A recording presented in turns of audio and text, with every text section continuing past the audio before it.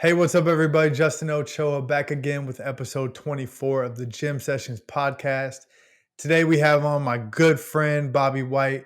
Bobby is the owner of HyPower Performance in New Jersey. He's also the author and creator of the Good Drill program. If you don't know about Good Drills, you got to listen to this episode because it's one of the most effective and popular online basketball training programs in the world. He's getting great results with his athletes all over the globe.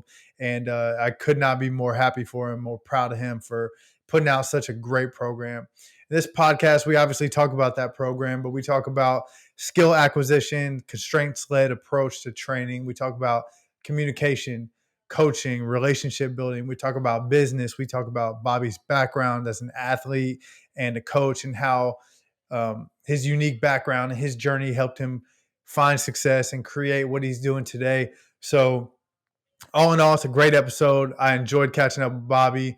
I think you guys will get a lot of value out of this, no matter what you are in the basketball community, whether you're an athlete, coach, a trainer, or just a fan. I know that you're going to find a lot of value in all the things that Bobby shares and all the perspective that Bobby brings to this episode. So strap in. This is about an hour long.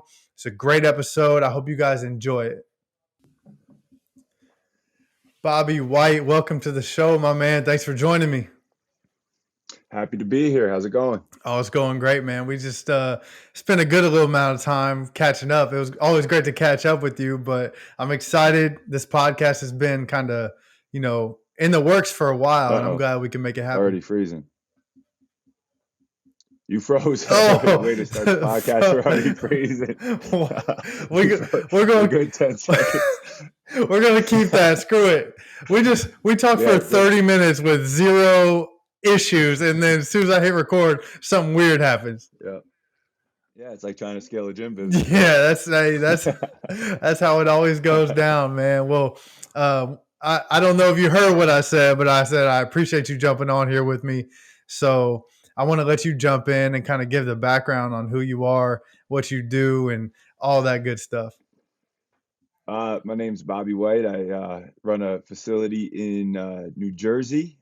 We cover both basketball skill development as well as the S&C side of things. So we got a one-stop shop where you can come in, get stronger, faster, jump higher, and become a bucket on the court.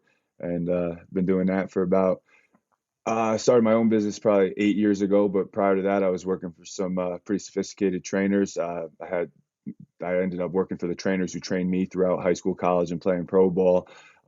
They had a lot of, professional ties and things like that. So I was able to come in, go through all the internship processes, get all the certifications, do all the things, and really come up through underneath some pretty impressive trainers. So that kind of sped things up. And I got to the level working around guys that I looked up to throughout high school through playing, and I'm, in the gym, shoulder to shoulder with my heroes. And about a year into that, my mentor Eric sat us all down. He had 7 full-time trainers, and said, I don't want to run a gym anymore. I'm a trainer at heart. He spent 9 seasons with the New York Giants, doing a lot for them, and he wanted to go just be a trainer, and he didn't want to deal with the overhead and the problems of running a gym. Everybody sees, we get to work with great athletes and this and that, but nobody sees behind the scenes, and that's a little bit what we're talking to about the podcast and all the business aspects of things and all that. And he got tired of it, and I understand it, and I'm grateful for being able to come up underneath somebody like that and being able to see what I didn't want. And I never wanted 7 full-time trainers. I never wanted multiple facilities. So getting into this, I wanted to train basketball players. I wanted to handle the complete basketball athlete, being able to train them on the court, in the weight room, really have control over more of the variables. And by learning under him, and he sat us down and didn't want to run a gym. You're gonna have to start your own business. I never wanted to do that, and now here I am. 8, 9 years later, I've got the gym going. I'm out in Idaho. I'm working with a client out here, training their kids in Idaho. I got about 5 kids that I'm training out here, and I got 2 full-time trainers back home holding down the gym, and I'm focused on scaling my online program. So that's where we're at. Good bio, they would say. Good bio. Yeah. I mean, there's a lot more to it, but that's a quick overview of who I am, I guess. Yeah, man. So I guess the next obvious question is talking about that online program that you're scaling, called Good Drills, and I always feel like I was like such an early adopter of the good theme. You know what I mean? Like we would talk and we Yeah. would talk and everything was just good. You know what I mean? Like, and so to see you turn your brand and your program into good drills and people saying good like in the way that you do it, I love that because I feel like I was like in the beginning stages of that. And so talk about good drills, what it is, who it's for, and how it came to life because I love it. Well, I don't really have any competition because everyone out there is trying to be elite. You know what I mean? Everyone out, you got elite camps, elite AAU programs, elite trainers, elite fitness, and here I am, and I'm just offering good. So I don't really have any competition anymore, and it's fun. I get DMs. Good drills is a genius marketing plan. I'm like, dude, I just I got tired of writing long captions. Is all it is. Dude, that's so good, man. Like we were talking, I mean, just years ago, just about how much we hate writing captions and trying to sound so smart when really in the gym we would just be like, just do this, it'll work, it's good, and it's like now you got a whole program on that. Yeah. We've talked, I mean, the amount of different rabbit holes I've gone down, and I'm trying to understand the science and this, and it's like I'm sitting here trying to just show all these people, that I know what I'm talking about and everything that I'm doing. And I'm saying that's what everybody's doing, not just me. And we're trying to show, and who are we trying to show? Like other trainers, or who am I actually trying to help? And that's the realization that, right now I'm called to speak to high school, college athletes, right? Do athletes need another, mobility routine? Do they need another, I don't know. And that's the kind of, before I post anything now, it's like, who am I trying to serve? Who am I trying to communicate to? Do they need to know this? Right? Or, can I just maybe inspire them a little bit, show them what my athletes are doing, and more kind of paint the picture, right? Rather than Hmm. get into the nitty gritty and all the details. There's always going to be people out there smarter than me. There's always going to be people out there going down those rabbit holes, and there's nothing wrong with that. I have an appreciation for the science. I have an appreciation for the mechanisms that we use to get our athletes to adapt, right? Implementing stress and managing stress and all the stuff we do. Like I've gone down that stuff. I've read the literature, but how much of that needs to be known by our athletes, Right. right? And that's where good drill is at now. There's times I might go down and try to educate more, but I always have to monitor myself because I'm not trying to impress you. I'm not trying to impress coaches. I'm trying to change the world of basketball training, and how hoopers, and I want it to be more attainable. Hoopers are so dependent now on trainers, on coaches, and I see it like that. You put them out in the chaos of a game, and it's like, who are they when Hmm. that trainer's not there correcting every movement? Who are they when they don't have a trainer, patting them on the back saying good job when he didn't do a good job, and stuff like that, right? So I'm really trying to prepare them for the competition, and I need them to take ownership. My goal with any athlete I approach, or that I get to train, work with, is that they don't become dependent on me, Hmm. right? I need them to become self-empowered. I need them to be, I want to create this problem. I want to create this environment and have that athlete figure out how to navigate it. Because if we look at elite performers, right, they're not elite because of a trainer they had. They're not elite because of a coach. They might have had a coach or a trainer that ignited them, that brought something out of them, but they had something within themselves, a level of self-belief that brought them to that level, the drive, the hunger, the obsessiveness, right? All those intangible things. And now how can I bring that out of athletes? Because that's more important than any drill I can give them. And we can go all the different modalities in the weight room, vertical jump programs, mobility routines, whatever it is, but that have that desire, that obsession, that's something in them that is good.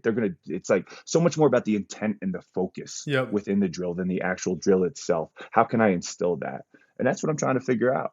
Yeah, I love that, man. That's such a good approach, and obviously, it's working for your business and your athletes. Um, kind of, taking a step back. You mentioned you do both strength and skill. You guys have that total package. It's a one stop shop for the athlete who's trying to get better at their craft. And you were actually one of the first people to kind of help me make that leap. You know what I mean? To where I was doing both consistently and had 2 feet in both buckets, so to say. How How did that come about for you, and kind of what was some of your struggles that you went through in the beginning phases?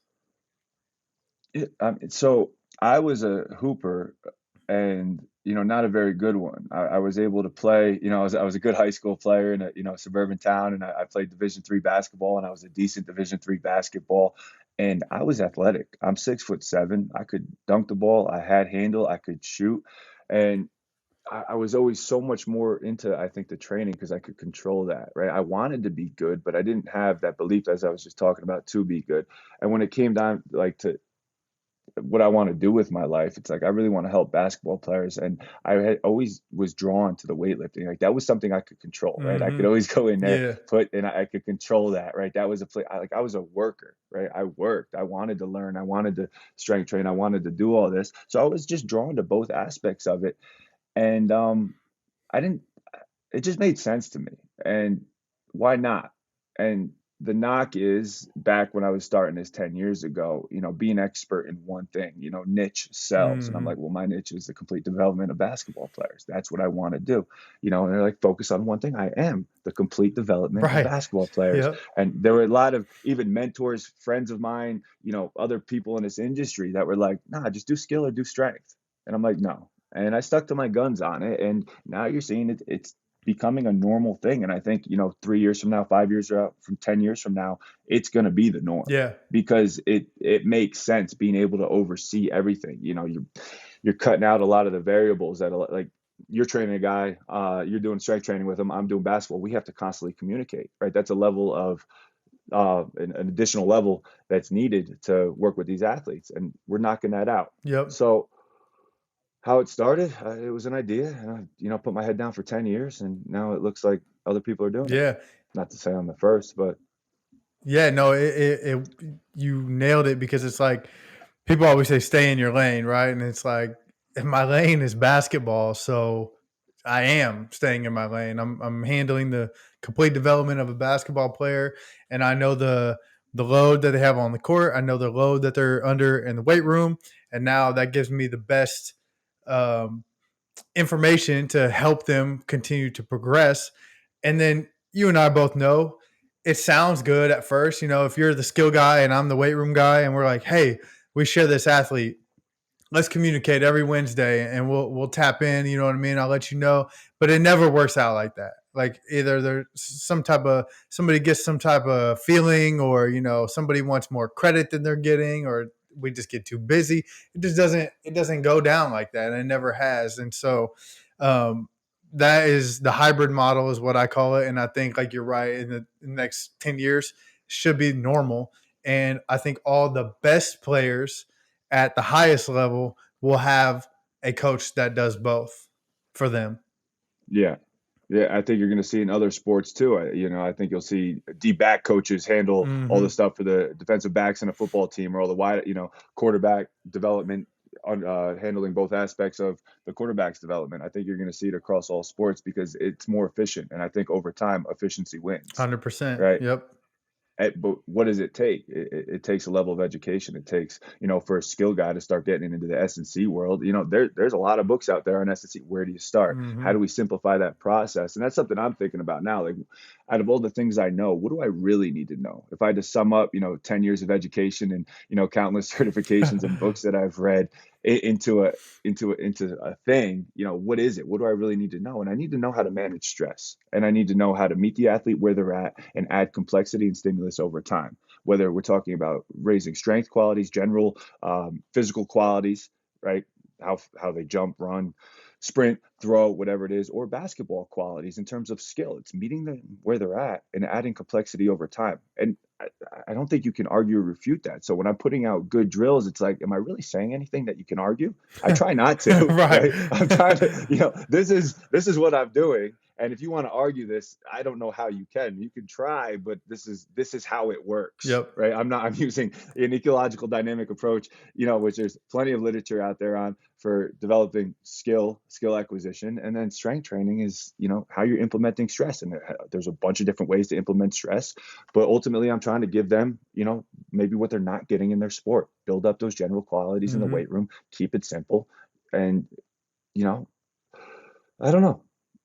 Yeah. It's like, how much of what I know do I really need to know to do what I'm doing today? And it's not nearly as much as I know. No, yeah, we overshoot it on the education for sure, especially early in our careers with all the certifications we think we need, and I look at some of those certifications. I think at one point I had every single certification that the NASM had to offer. Like just because I had to recertify every 2 years to keep it alive, and I ran out of Mhm. like offerings, and so I'm like, damn, I took a group fitness certification, and I'm like, what did I learn in that? You know what I mean? I didn't Yeah. I didn't retain any of that. I just wanted the little badge to say I kept my CEUs alive.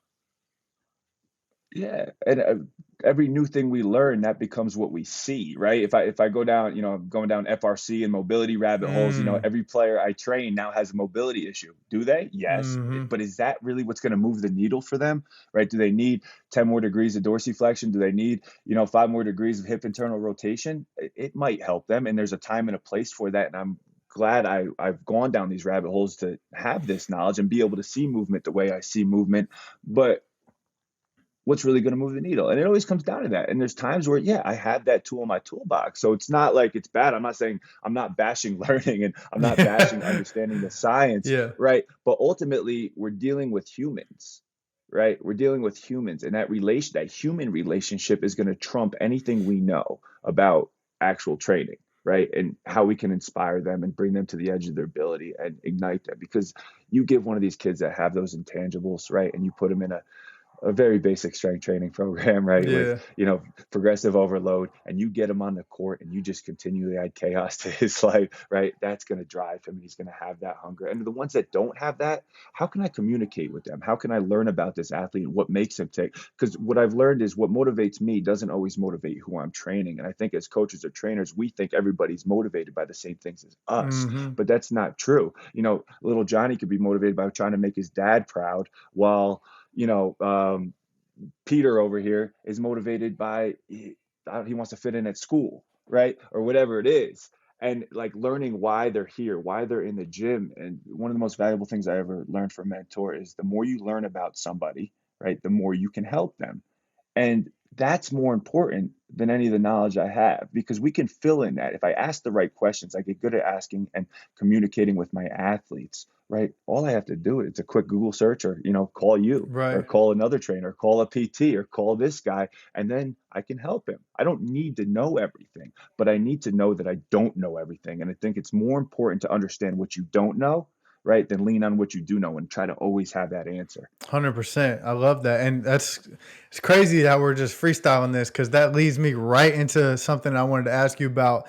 And that is your ability to create relationships. And I think, what we originally probably connected on was how we see training as, being a human based relationship, a partnership, if you will, with our athletes. And I think you have a crazy unique background story because you went through a lot of stuff. You did a lot of work on yourself to help get you to be able to manage and create these relationships that you are today.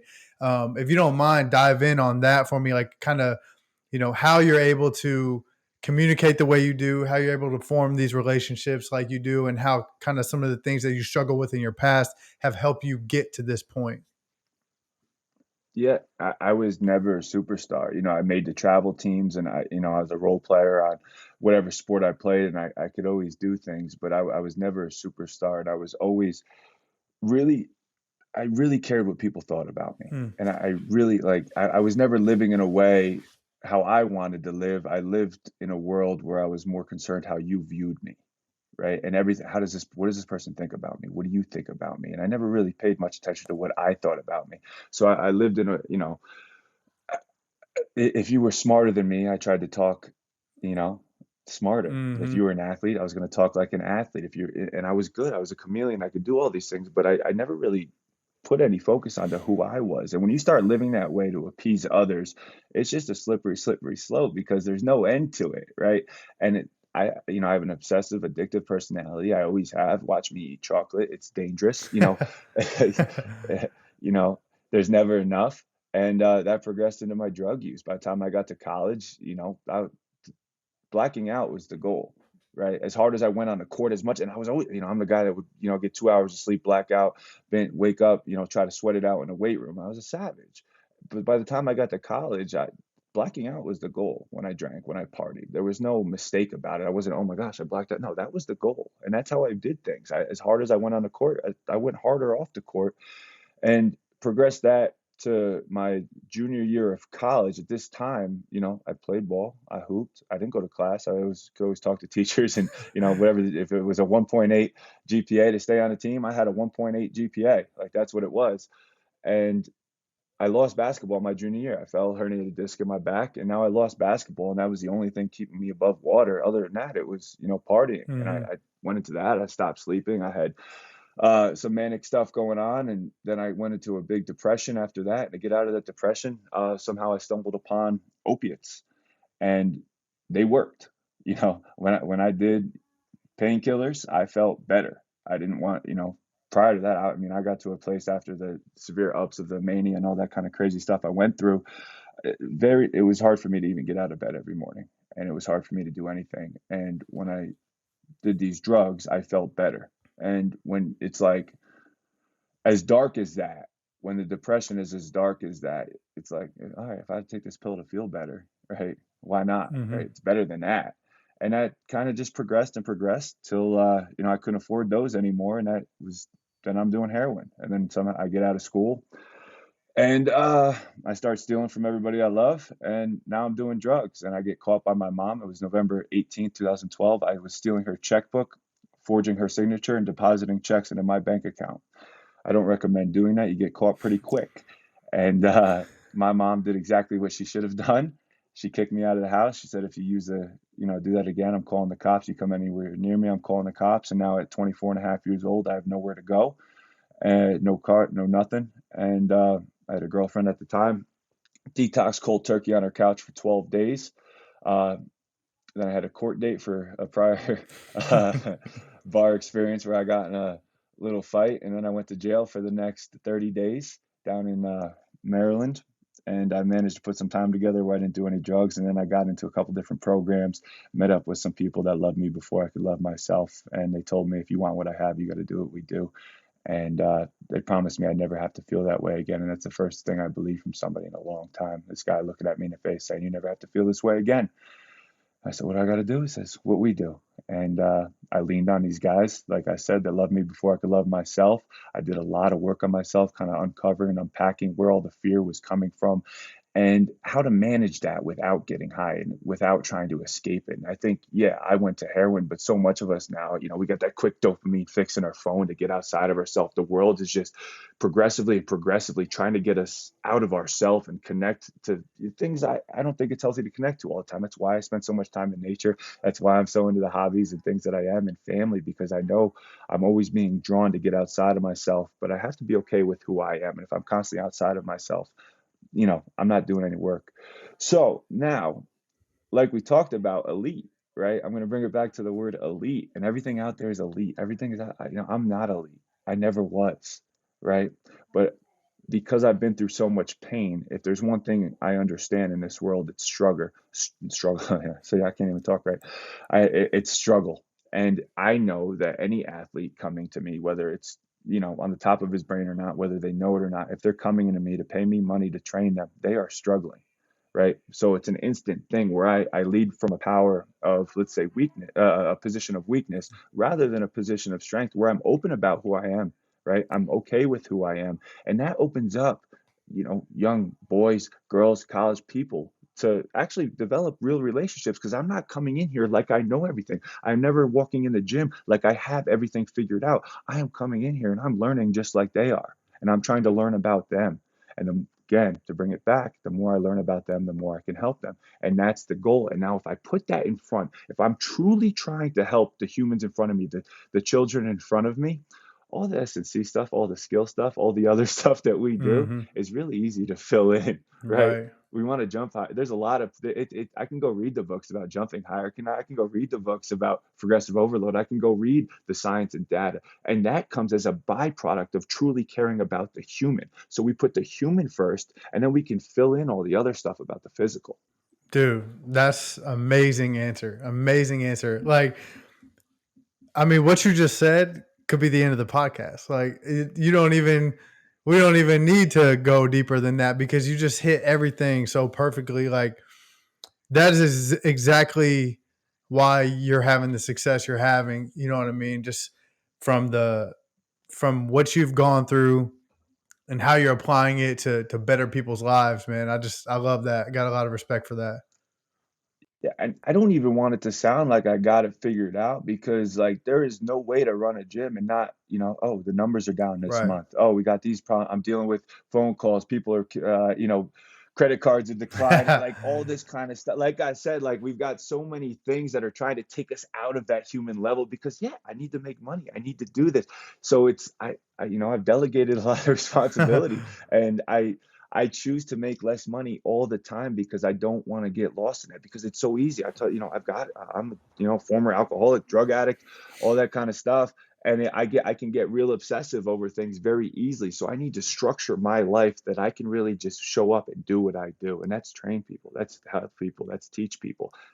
I like basketball. I like S&C. What I love, right, is being of service. Hmm. And I need to put that. I need to wake up. I'm not going to say I'm one of these guys with a crazy morning routine, but more often than not, I wake up and I try to find some gratitude and I try to remind myself of that. And I've got to put it in the morning, right? Or else I'm off to the races. I'm complaining about this. I'm Yeah. complaining about that. I've got all these problems. And like, my problems today are not problems. They may feel like problems, right? But they're all problems I created, right? And I like to always bring it back to that. Like, I got problems with my house. I bought the house, right? I got Hmm. problems with my wife. I married her. I made that decision, right? I got problems with my dog. I bought the dog. I got problems with the truck. I bought the truck. I got problems with my business. I created the business, right?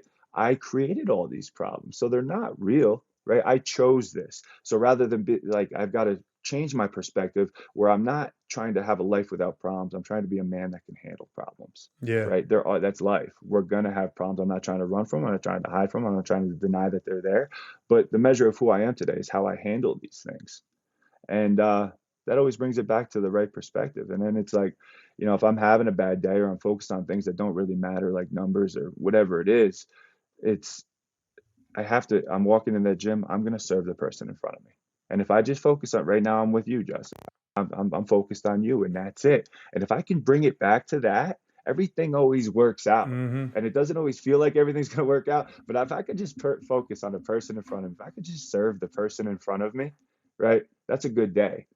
For sure, man. No, it's important. I love you sharing that aspect of your story and stuff because I think that helps people understand, exactly the context behind, Bobby White and good drills and what you guys do. And you mentioned you're not trying to avoid problems or have a life without problems. You're trying to be somebody who can handle them.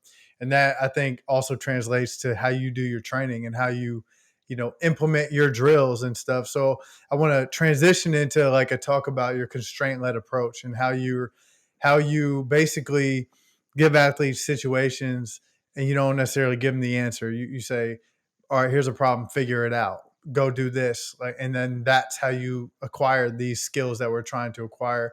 Give us kind of the bird's eye view of constraint led approach and what that means to you. I think there is so much misconception out there as to the level of thought that actually goes into this stuff. And it's like, if I have a 7-year-old girl who's never touched a basketball, a constraints-led approach for her, dribble the basketball, right? Yeah, Like for it's sure. yeah, it's not like I'm throwing her It could into be simple. 360, yeah, yeah. Like it's again, it comes back to meeting the athlete where they're at. If they can't control a jump shot, right? I'm gonna do some.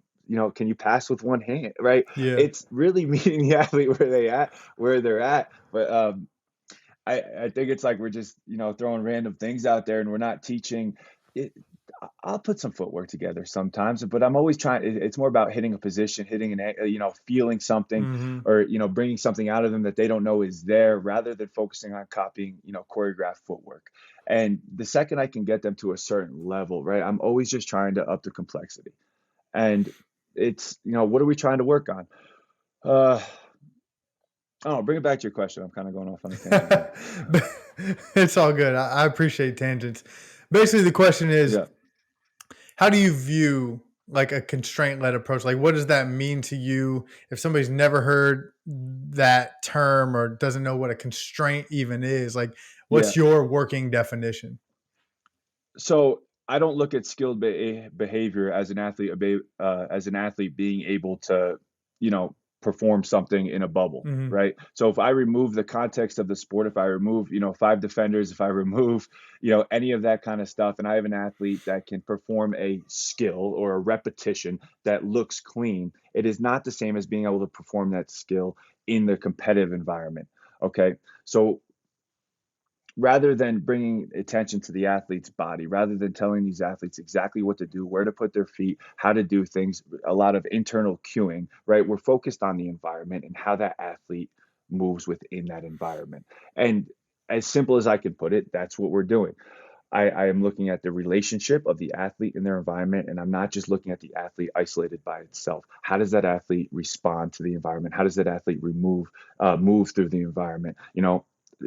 Our form is going to follow what's how we're adapting or perceiving and what we're seeing. If there was a step in front of me this side, right, I'm obviously going to only step that high. And now if Hmm. I'm going up a stair, or it's a boulder, right, Right. that's going to change how I navigate that situation. And now I just extrapolate that and apply it to skill development and everything that we're doing. um, I'm trying to find ways to manipulate the environment rather than bring focus to the athlete's body. Love that. So when, you know, obviously this has developed over time and, I'm sure your thoughts on training and just like your thoughts on strength conditioning have changed and evolved over the years. Let's talk about that evolution in terms of like skill development. Where'd you start and what changes along that road got you to this point? Like you start just asking critical thinking questions like, why am I doing this? What am I getting out of this? Like, what led to this approach? Um, I love learning, and I'm looking from at different fields across just I'm pulling from everything, Hmm. and it just always influencing how I communicate and teach athletes.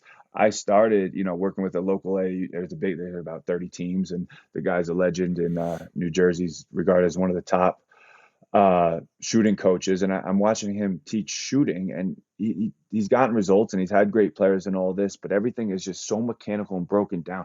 Beat square, elbow at 90, hand here, hold that follow through, stick, and we're teaching form shooting. And then I'm seeing a lot of the players every time they go to shoot, that ball stops right here in their shooting pocket, right above in front of their shoulder. That ball stops at the shoulder. Why is that happening? Because we're doing all the shooting from here, but I've got to be able to catch the ball from here and shoot. That ball doesn't ever stop. Then I'm actually starting to watch good shooters. Does that ball stop here? Not really. That ball is catch, flow to the release. Hmm. So why are we breaking it down at all these different mechanisms, making it robotic when the movement itself is not robotic? So I'm starting to get now I'm influenced by flow and movement and being able to, have an effortless feeling to it rather than when you start talking to these athletes, they feel like you're helping them because you're putting hands on them. You're, oh, good. All right, now correct this a little bit. And they really feel like they're getting that kind of, white glove approach. And, it's very elite and this and that. And oh, he's helped me so much. Oh, he saw that my elbow was flared out 2 degrees more than it should be. And now it's coming off my, pinky finger instead of rolling out and all this kind of stuff. And now they're thinking about everything. Now you place that athlete in a situation and somebody like me's guarding them that doesn't care about their freaking feelings, you're going to take that ball and shove it down their throat and then dunk it on them and smile at them on the way back. Where does how does that work? How does that Yeah. translate? Yeah. Right. So am I anti internal cues? No, but there's a time and a place.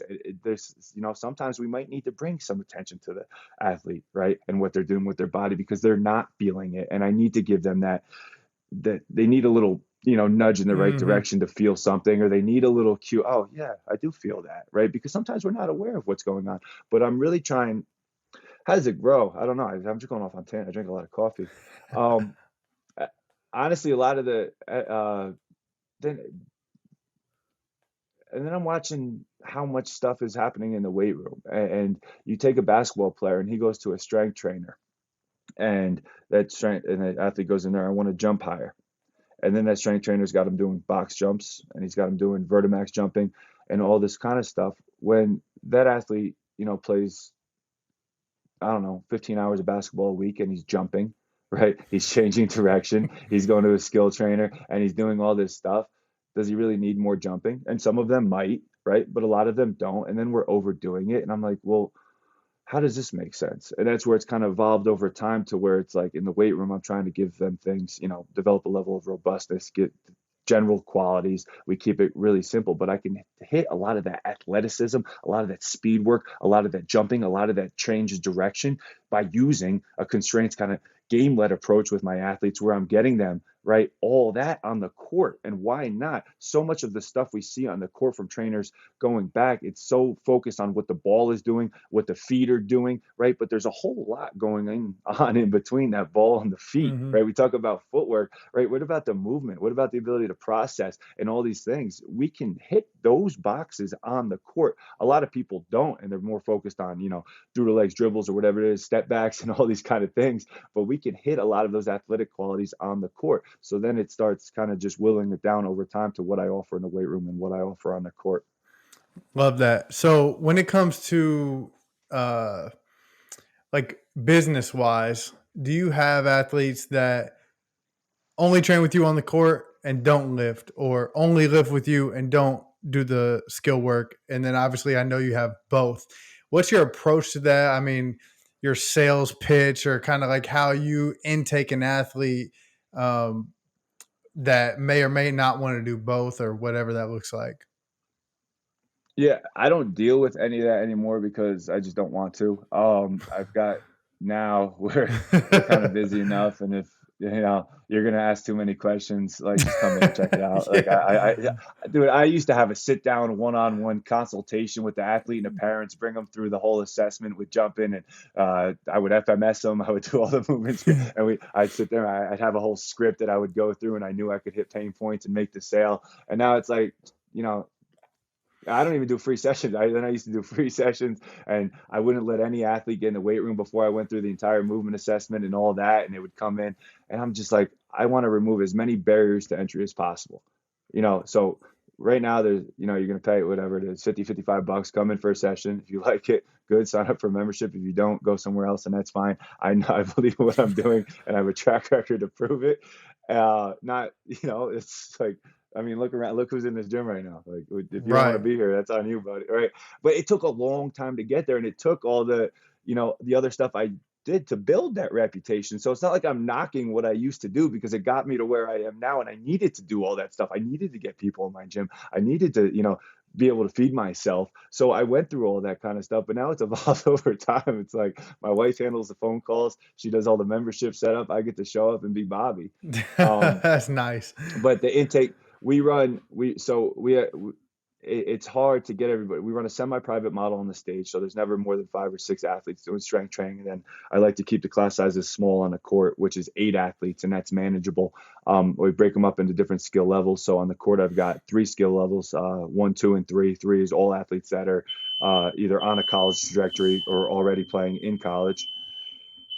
And My smoke detector's going off. It's all good. Wife's gonna yeah, handle it.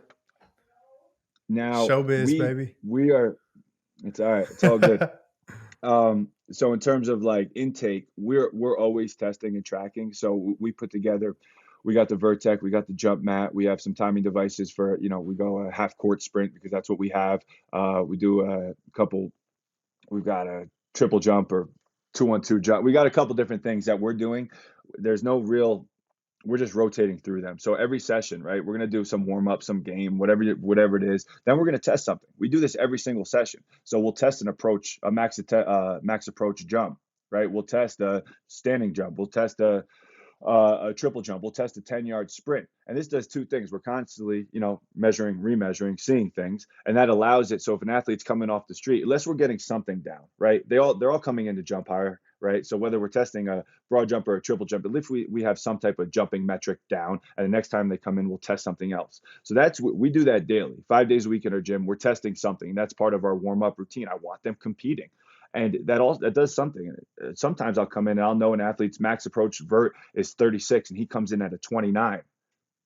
Are we going to go today? Oh, this is going to be a chiller day, right? So that we get a lot of information from that. Then quarterly, every time the seasons change, right, we have our big testing, and that's where we're testing. a lot more. We're going to do a broad jump. We're going to do a non-counter movement broad jump. We're going to do a double jump. We're going to do a triple jump. We're going to do a broad jump off one leg. We're going to do a 2-1-2 jump. Now we're looking at how we recycle energy and all that. We're going to do a loaded carry. We give them 75% of their body weight and they walk for max distance. That's going to give me a good baseline of how quickly they break down under load. And we're getting all these numbers down. And obviously, I'm going to test their vertical jump because that's where they're there for. I took that actually out of it's under the FMS umbrella. It's called functional capacity screen. It works really well. Is it the end all be all? No, nothing is. I don't believe anything is, but it gives me some good metrics and it's really easy. They have a nice I've got the iPad in there and I can input all the information in there. It sends them a detailed report of what we just saw. And we're going to look at their ability to produce power one time. We're going to look at their ability to recycle energy, produce power multiple times. We're going to see if there's a big difference from left to right. We're going to see how quickly they break down under load. And we also do a motor control screen where we're just doing a lower body reach and an upper body reach, seeing how well they can balance and control their movement. Right. And I don't know, like, what else do we need to know? Do I want to get the, vault performance or, all these different force plates and all this? I could. Is it going to change what I do? I don't believe so. Right. I don't believe so. So I get enough there. And again, there's as much as I knock the science, it's like I want to put numbers to what I'm doing. And if the numbers aren't improved, and it makes it easy. I'm trying to relate this to intake, even though I go off the reservation with these answers, right? I make it real easy for them. We're going to come in, we're going to get numbers, and in 30 days, 2 months, these numbers don't improve. Please go somewhere else, right? I don't have to sell them. I can take the emotional, I'm the best. No, there's proof here, and I've got my file cabinet up there with all my client folders and all these things. Go pick one. Go look at one. I bet the numbers went up. Do they always go up right away? No. Do they always go up like this? No. But if they don't go up, I got to go back to the drawing board and see what I'm missing. And that's, again, I'm taking, like, it takes that emotional piece out of it. So much of us are trying to act like we know everything. It's more about what I can find out and then Mhm. go from there.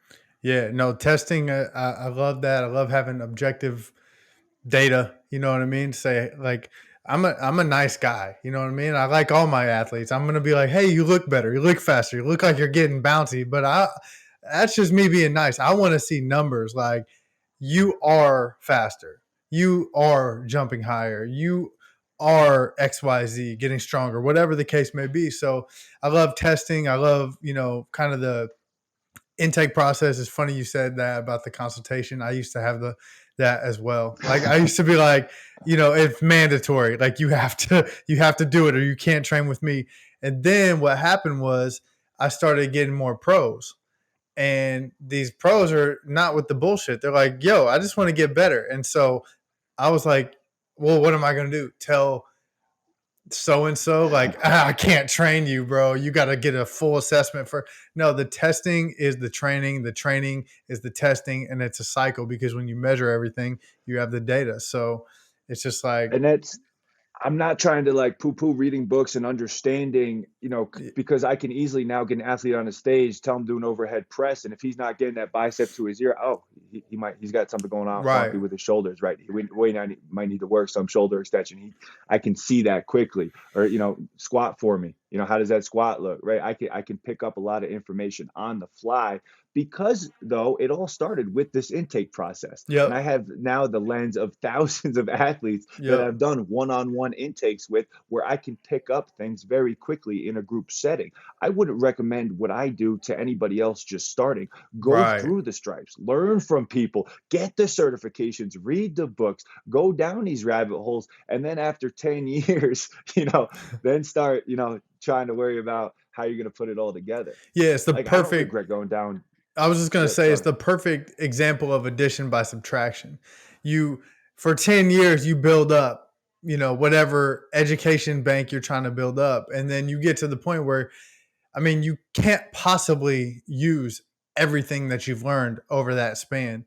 So you subtract everything that doesn't matter to get you to the point where you're just like, okay, I need these 5 things. I need to be really efficient at these. I need to be great at teaching them, testing them, demoing them, blah, blah, blah. And that's what I need. And that's, kind of the point where I think we're both at a similar point in that where it's like you're starting to peel away some of the shit that doesn't matter and just get down to business faster. And even to take that one further, even getting them to jump higher, faster really doesn't matter if they're not a bucket, right? Can this dude hoop, right? Like we're not Yeah. gonna like that's what That's the like clip for like Instagram right there. right, right. You know, can the dude hoop? Because that's like, yeah, I want to jump higher, but why do you want to jump higher? What? So I can dunk, right? So I Right. can be, but we lose that perspective, and that's why I think it's so important for. Like, I love that you're getting on the court now and doing this. It's so important because if I'm just in S&C, if I'm just in the weight room, all I see is the weight room, and my athletes, they're jumping higher, their squats going up, they got faster time. Da, da, da. He's going out, and he's sitting on the bench though. Right, you got the best athlete sitting on the bench Best because it athletes, doesn't yeah. matter if he doesn't know how to hoop, and that I can't lose that, and that's why it's so. I mean, I got this junky stage with a hodgepodge of kettlebells, and old squat rack that nobody can even do a pull up on because they're all too tall, right? And it's like, I should have got the tall boy. I got the little guy. It's cheaper, but Feel that. but then they jump down off the stage and they're on the court, and that's where I can really see, like, that's what we need to be focused on. They're coming to me to get better at their sport. They're not coming to me to get more athletic in the grand scheme of things, Mhm. Yeah. right? Am I going to So get them more athletic? Yeah. double down on that question. It's basically the same thing. What's your kind of your process for somebody on the court? Like, do you have any testing protocols or just any type of workouts that you want to see to set a baseline for where they're at? I mean, what's the test of a hooper?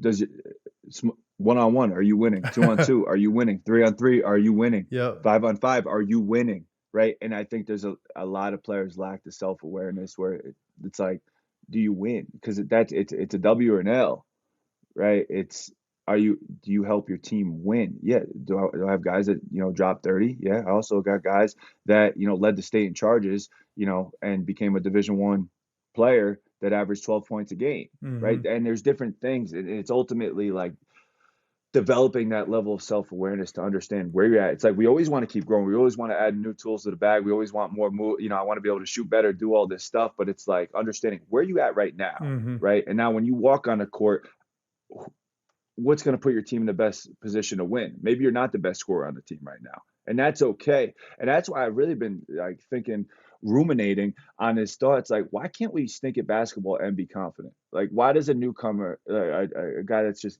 green, not good at dribbling, can't shoot that well, maybe not that athletic, why does that have to why does that have to affect his confidence? And does it really? It does, right? Because we want to be good at things. But why can't I go out there and be like, all right, I'm not that good right now. I really love this. I love being on the court, Hmm. right? I want to work and I want to get better. But why do I have to be doubting myself? If I develop a level of self awareness, all right, I'm not that good right now, but I'm going to go out and I'm going to try as hard as I can. If I mess up, that's okay. And then, and I think that's like what these great players have. When they started, they weren't worried. And a lot of them probably started at a young age, got thrown into it, right? So they could go through the bumps and the bruises of being bad at basketball. They got it done, in their Yeah. second, third grade. By the time they're to the middle school level, they're good because they put in the work. And a lot of players that are just starting in middle school or just starting in high school, it's like they don't want to look bad in front of the guys that are good. But I try to like communicate that, like, we can detach our mental, we can detach our confidence from our current skill level. And that's going to allow you to really, like, yeah, we're going to work, we're going to get better, but it's really starting to understand the game and where you're best suited in that game right now. That's a very valid point, man. I see that a lot. Just even with my oldest son, Julian, he's 7 playing baseball, and I see that on his team a lot. You know what I mean? Because the kids are trying to figure it out, and there's always a couple phenoms on every team that's just like, wow, how is he hitting it to the fence when he's 7 years old? And then I think there's always the kids that are like expecting themselves to be able to do that as well. And it's like, no, he's an outlier. Yeah. You know what I mean? You stay confident, you stay in love with the process, having fun, chanting in the dugout, sliding, getting dirty. Like that's the shit that's fun and that matters. You keep doing that for long enough, you're going to blink and you're going to be a freshman playing varsity and you're like, wow, I made it through the tough time. You know what I mean? Yeah. And it, like, yeah, and it's so cliche, enjoy the process. Bringing it back to like that confidence piece, it's like, and I'll give him credit. My guy Ross Greenfield, who works with me now, it's like Steph Curry, he can shoot from half court every time, right? Mm-hmm. Does he not do it because he's not confident? No, he doesn't do it because it doesn't make sense, Right.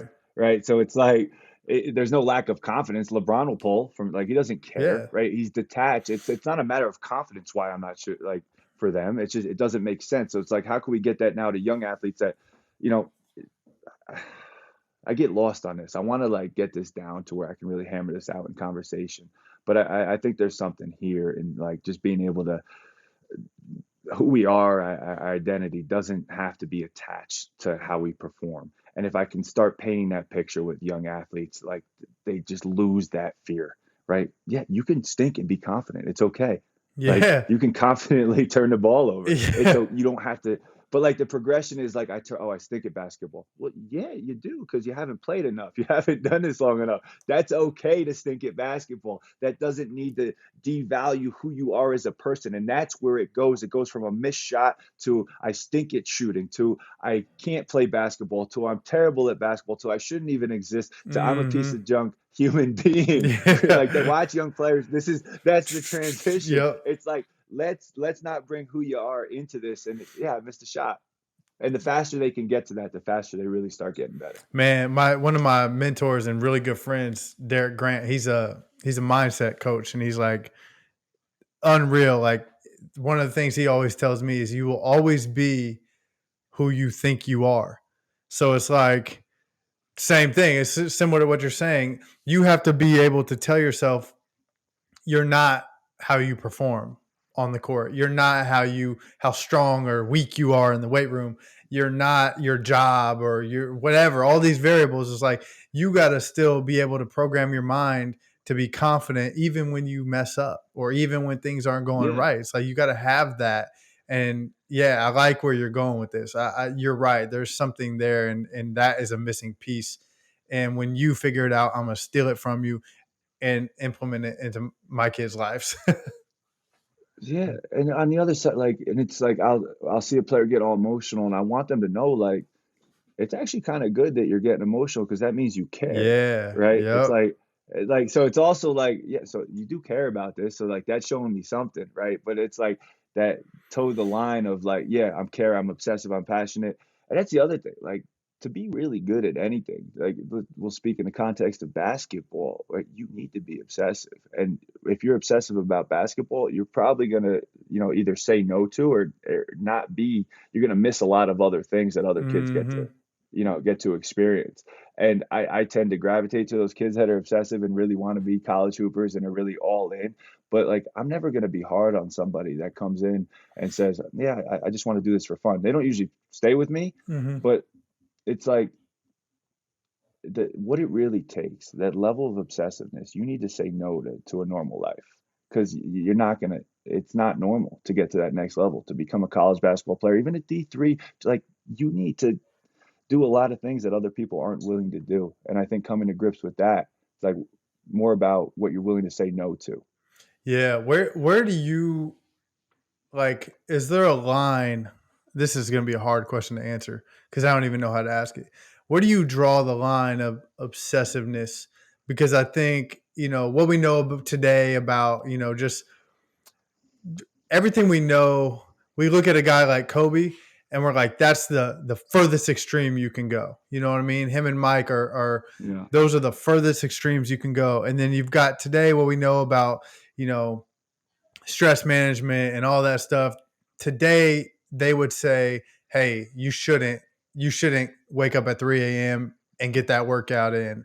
What kids today are missing prom to go to an AAU tournament that isn't in the live period. Like, where's the line? You know what I mean? Because I don't know even how I feel about that. That was like a topic of debate the other day, and I'm like, damn, that's tough. You know what I mean? Like, I don't know. I don't know Yeah. what I would have done. But do you have like any thoughts on that?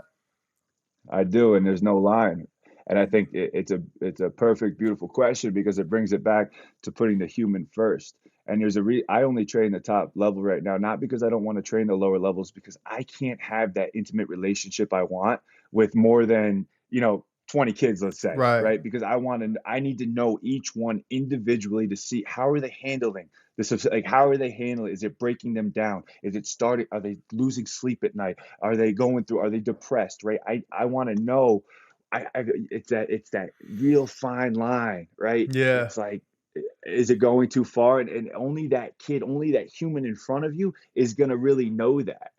And I think that's what we're talking about, bringing it back to the human, and that's the individual. So yeah, I have got this group setting, but I know each of these kids on an individual level, Mm-hmm. and who they are. And I can tell by their face and their mannerisms and their posture when they walk in where they're at. And if they're going too hard, right, we might need to reel it back a little bit.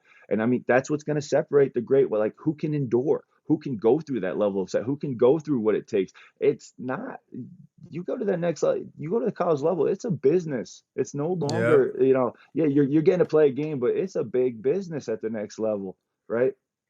Not many people can take that. They Yep. can't. I Yeah. couldn't. It's I did drugs. it's the reason why it's 3% or whatever high school players. I forget the number, but it's like, bro, it is an accomplishment to play college basketball at Like any level. overbearing fathers. Like, that crazy dad that's yelling on his kid, hard on his kid. There's a lot of kids of those overbearing fathers that are in the NBA right now. It's Are they true. great humans? Are they happy? I don't know. I've seen them. Dads that are on top, all the time yelling at games. Cheer, these guys that become, a lot of their kids are in the NBA. Is that, was it worth it? You'd have to talk to them. Yeah. Yes, and probably say I have a horrible relationship with my father right now. And again, it comes down to the person, right? So am I going to knock it? No, I don't have any skin in the game there. So this dad is doing what he thinks is best for his kid. And he's yelling at every game and he's pushing him, breaking him down. You know, time will tell. Yeah. That's crazy, man. It's parenting things we're going to have to think about soon. I mean, my Yeah, kid's already playing sports, and I'm trying to figure out what my identity is as a sports dad. You know what I mean? Like, how am I gonna approach that? And it's scary, man, because I mean, I grew up playing with those. I grew up playing with guys that had those overbearing fathers. I grew up kind of with guys in the middle. Some parents weren't even in the picture, so it's like there's a broad spectrum, and I'm just trying to find my place and try to figure out what's best for my kid. And like you said, time will tell. It's like there's no right way. You just you figure this no, shit out. I mean, you got Remy. She's 7 months old now. You're figuring shit out every day. Like there's no book for this, bro. yeah, And even if you it's read a unreal. book, even if you read a book about parenting, that's somebody else's experience that they wrote down, and it might not apply to you and your lifestyle. And it just goes back to same theme we've been thinking about. It's like humans are all motivated and uh, affected by different things in different ways. So you got to try to find what works for you and the people that you're working with, because there's no one size fits all. No, never is. All right, it's time for the hot seat, man. So I got some random questions, some rapid fire questions I'm gonna throw at you. Some of them are about basketball, some of them aren't. You can just do whatever you want on answers. You know what I mean? It could be lengthy, short, whatever you're feeling. All right. First one is about basketball. What is the goodest good drill? The goodest good drill. There's no goodest good drill. That's the whole thing. There is none. There is none. They're all good. They're just good. They're There's no just good. goodest. I was hoping to get. I Yeah, was I'm not hoping to biting. break you down on that. All right. What's your favorite hooping shoe? Kobe 6. Kobe 6. I will not buy them for $1,000 though. I'm Fuck. pissed. Hell I no. won't do it. No chance. Back in 2012, I had like probably 15 pairs of them. I went through all of them, Damn. and I'm not. It's crazy what they're doing with shoes. Yeah. I like the new one I've been trying. The Converses are sick. They don't make that. Those are getting expensive now too. I was able to get a bunch of those from Converse at one point on through all them. Then I liked them so much I kept buying them off StockX. But now they're getting up $300, $400 for a pair of shoes that was 100 some bucks. Then I Wow. got the GT Cut. I started messing with the GT Cuts. That was again $400 pair of shoe, but everyone Hmm. spoke so highly of them. I tried those. Those are good. I don't know. I got the Lucas I brought out here to Idaho. I've been wearing those. I like That's those, that's and they're more. cheap. You Yeah, can get them for under yeah, 100. Yeah, yeah, those are solid. I got the Luca ones, all red ones. I like those. yeah, yeah. What's your favorite hobby outside of coaching? Uh, hunting with my bird dog and training my bird dog. Love that. I knew that. I hunt all over the country. Yeah. I knew that. I just wanted to have you say it publicly because I it's care more about training my dog than basketball players. I'll say that 100%. I enjoy training my dog and hunting more than anything I do with basketball players. dude. You need to come train my dog, man. She's a mess. Um, what was your first job ever? I worked at a country club maintenance. I was making 650 an hour. I started working at like 13. I've always worked. I always like working, but I thought I was going to be there the rest of my life. I worked there for 7 years till I was 21. And I talked in the Damn. beginning of this about going. I got fired. I was all manic and crazy, and I scared everybody because I was a nut job. Ended up in a psych ward and got fired at 21. And I was devastated because I thought I was going to work maintenance at this country club.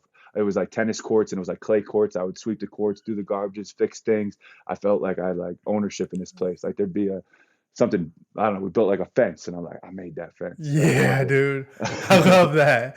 That's crazy. it. I started working at Oh, but 13 no, as no, wait, well. wait. That job was so good because by the time I was 15, I had some time in there. So I was the man. I was running things at like Yep. 15, and our boss was like a drunk, so he would just disappear and leave us a to-do list. And we had a Spanish dude and like three eighth, ninth graders that would work for us underneath us. So me and my best friend worked together. We're 15, 16 years old, running the entire maintenance department of this country club. We'd be out fishing. By the time we had the company credit card, we go out to like Lowe's or Home Depot, buy a bunch of Good stuff. stuff. Dude, that sounds like a freaking like a movie or some type of Netflix Yeah, series or something. it was great. That's dope. What's one thing in your daily routine that you do every day that adds value to your life? Uh, right now, it's I'm spending as much time as I can with my baby. That's Yep. it. I'm out here in Idaho. We talked a little bit. I got a job out here working for a family, and yeah, there's a financial piece to that coming out here. But the driver really made me take this opportunity to spend as much time with my baby as possible. But it's so easy to be distracted in this world, and I live in North Jersey, and it's crazy with the two businesses now trying to scale this, and it's everything is to just become the best father possible and spend as much time with my family as possible. So right now, all my focus is on spending as much time as I can with her and watching her develop 100%. and grow. And it's Love unreal. love that, bro. Love that. Uh, complete swing in the other direction. Do you believe in aliens? No, do I believe it? I believe in, I'm a man of faith. Met my wife in church and all that. I believe in, in things. I don't know about aliens. What's your most embarrassing basketball story? Most embarrassing basketball story. Oh my, dude, I was a mess in college. I got, well, I got back up. Oh my, I could go on and on about this one. I was a mess, dude. Uh, most embarrassing, my coach called me. He said, "Don't be an idiot like Bobby in the middle of practice, in front of the whole team in college." I was always like I talked about. I was always so concerned with what other people thought about me, and it's like I could never just get into that flow of game. Like pick up, I was good, dude. I could play, like I really could, but like once you started to put in a system or any type of plays, I was so fixated on running the play correctly and appeasing the coach and all of this, so I was never present. So I could never It's not that I'm stupid. It was like I'm just not present. I'm not here because I'm stuck in my head with my fear and my thoughts. So I had this in the middle of the practice, Coach Goody, I love him to death. Somebody messed up, and he said, "Don't be an idiot like Bobby." And in front of the whole team.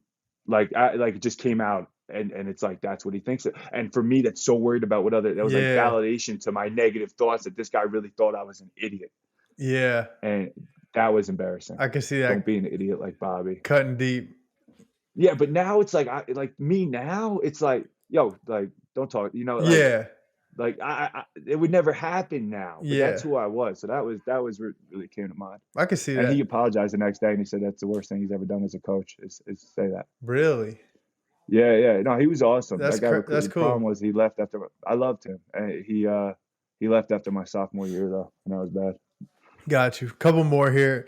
Who's your Mount Rushmore of basketball players? And then I'll save you because this is your favorite. Doesn't It's not the best or whatever. This is just who you love. Your top four My guys. so my favorite hoopers, Yeah. uh Patrick Ewing, Yes. horrible coach. horrible coach. But I grew up. I was a little kid, and him, John Starks. Not that I have much, but like there was like Patrick. My dad loved Patrick Ewing, so I'll put him there. I got some guys at Georgetown that aren't too happy with him. But anyway, Patrick Ewing, Vince Carter, Tracy McGrady,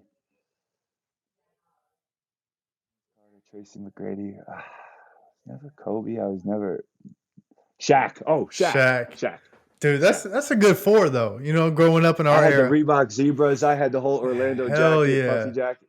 Yeah, I love that. Oh, here all right, yeah. here's a follow-up question about Shaq. What's the worst version of Shaq? Like which version of Shaq? Like Celtic Shaq, Sun Shaq, Cleveland Shaq? Whoever, Like Ke- whoever, Ke- who is Kevin Hart? Where was he when Kevin Hart was imitating him, falling down, oh, running down? I think that was Cleveland. I think he was on the Cavs, bro. That Yeah, was bad. Worst Shaq ever right yeah, there. Um, yeah. all right, so what's one meal you could eat every day, whether or not it has health implications on it? You know, if it's unhealthy, so be it. Like, what's like your go-to meal that you could eat every day? Uh, I'm so go to like favorite or just something I could So eat every day. we'll say like, all right, it's your last meal on Earth. You know, it's your last meal. What you going with? Like, what do you want? Oh, that's gonna be like some really good steak. Got you. Some top notch steakhouse.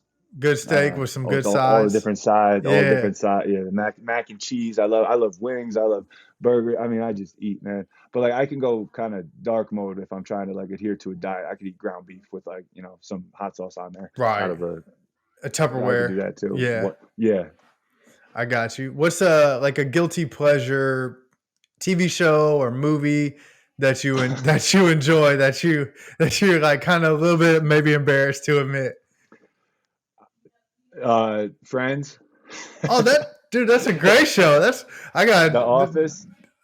that's to me that's standard. Like for me, like I watched this show with my wife. It's called Vanderpump Rules. It's on Bravo, and it's terrible. But I Yeah. if she's watching it, I'm in. Yeah. I'm in. It's about some freaking like 35-year-old, I don't even know what to call them. They just like haven't grown up yet, but they're 35 and they all work at a bar for Yeah. this lady who was on like the Real Housewives of like some city. And it's like drama, constant drama, like grown ass people our age still, Yeah. going to the clubs every night, dating within the friend circle. Like, I don't know. I can't stop watching it. I don't understand why I like it. It's everything I hate in life in a TV show, and it's so good. Yeah, I can't like sometimes it's hard to shut my brain off at night, so I'll put something on the phone like next to the bed real quiet and it's like it can't be something good or I'll stay up and keep watching it. So I've got like a Rolodex of shows. There's like probably 5 shows I just rotate through and like Yeah. it'll keep playing when I fall asleep and wait, I don't care. Like it'll be Friends, Office, Parks and Rec. Uh what else did I watch? New Girl, you're watching New Girl on Fox with No, Zoe I haven't, but that's a good that's a one. good one. That's That's a what good I one. was looking for Yeah. right there. Yeah, That's that's a the good answer one. I was Yeah. looking for. Yeah, you should watch that. I would check Yeah, it out. Dude, I had yeah. in college I had got evicted from my my house and You should. Can you erase the whole podcast and just do this last part? Like, yeah. we should just do this. This is This better. is so much better. I got evicted from my house in college, and all I had was a DVD player. Catherine, my now wife, let me move in with her in the summer, and all I had was a DVD player and some random DVDs. And one of them was season 5 of Friends, and I know every episode to a T, bro. Yeah, Like every single thing that happens in that season, I watched that yeah, over and over. I had Friends season 5, at P90X, but I was missing the back and biceps workout, and I had Training Day on DVD, and I would just yeah, and I Love You Man, the movie with Paul Rudd and Jason Segel. I had yeah. those, and they were in circulation, bro, like for three What'd months you get straight. evicted for? I got a college eviction story So too, and we also go ahead. no. So the house we moved into, so I was like on the basketball team. I lived with the captain of the hockey team, which was big at the college I went to. Yeah, And we never set up cable. We never set up anything. I had the same little DVD player I did the same exact thing. That's crazy. Bro, yeah, I we was got miserable. we got evicted because I mean, honestly, we fucking trashed his house, bro. Like we Yeah. ended up getting sued for it, and it was a bad thing. But then we had a flood. There was a bad storm. The basement flooded, and then so long story short, there was a padlock on the basement. He told us never go in the basement. That was his number one rule of the house. Do not take the lock off. Do not go in the basement. So we had this bad storm. The storm was bad. The basement flooded, but I didn't know because I don't go into the basement.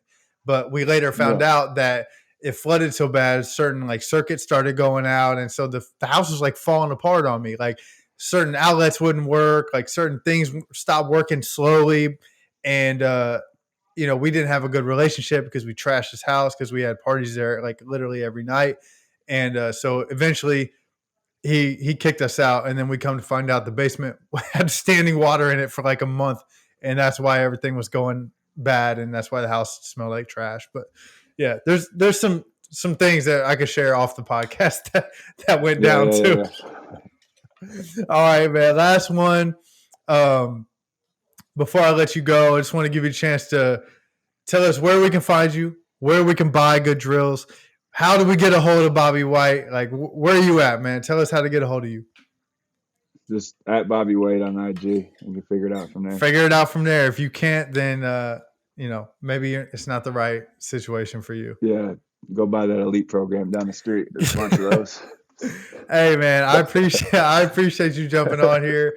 It was great to catch up with you. Always good to have you on the podcast, man. Thanks again. Yes, sir. And that was episode 24 with Bobby Whyte. I hope you guys enjoyed that as much as I did. If you did, please go to whatever platform you're listening to this on, whether it be YouTube, Spotify, Apple, Google, whatever the case may be. Go ahead and leave Bobby a great review, great feedback on that. That also helps me grow the show, so I would greatly appreciate that. But it also shows Bobby how much of an impact he's making by doing shows like this. So if you're new here, please feel free to go back into some of our other episodes. We're having great guests on weekly. If you're a returning listener, I appreciate your support so much. I appreciate you guys tuning in every week and coming back and telling friends and sharing.